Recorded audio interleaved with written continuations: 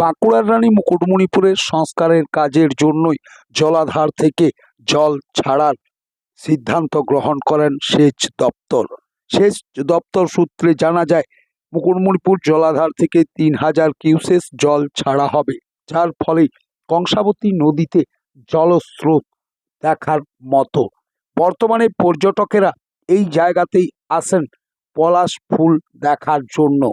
বসন্তের প্রাককালে পলাশ ফুল দেখতেই পর্যটকদের ভিড় হয়, আর সেই সময়তেই তাদের উপরই পাওনা হয়ে গেল এই জল ছাড়ার জন্য কংসাবতী নদীর জলস্রোত দেখা।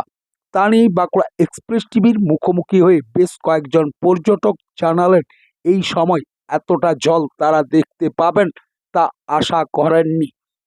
এই সময়তে জল দেখতে পেয়ে খুবই খুশি তারা, এবং পর্যটকদের উদ্দেশ্যেই তারা বললেন তারা যেন এই সময় অবশ্যই বাঁকুড়ার রানী মুকুটমণিপুরে বেড়াতে আসেন। খাতড়া থেকে দেবনাথ মোদকের রিপোর্ট, বাঁকুড়া এক্সপ্রেস টিভি। কেমন লাগছে জল ছাড়া?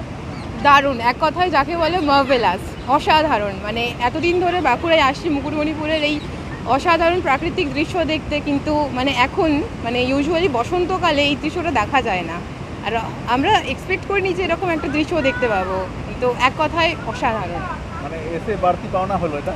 প্রচণ্ড রকম বাড়তি পাওনা, মানে মানে প্রচণ্ড রকমের বাড়তি পাওনা, মানে এটা এক্সপেক্টই করিনি। কত ভিড় দেখতে পাচ্ছেন? ভিড় তো বেশ ভালোই ভিড় হয়েছে, মানে জনসমুদ্র বলা যেতে পারে।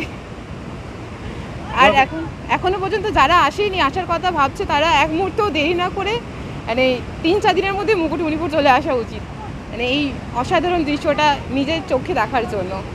এখনো ধরুন কাছে কাছে ধরুন পলাশ ফুল, হ্যাঁ হ্যাঁ হ্যাঁ, তো একসঙ্গে পাওয়া যায়, পলাশ ফুলও একদম একদম একদম। মানে যারা মূলত শহরের বাসিন্দা, তাদের এই জায়গায় এসে এখন সবাই পলাশ ফুল দেখার জন্যই আসছে, কিন্তু এটা সত্যি একটা বাড়তি পাওনা। মানে এই জল ছাড়ার দৃশ্য মানে খুবই সুন্দর লাগছে, যেটা কথায় বর্ণনা করা যায় না।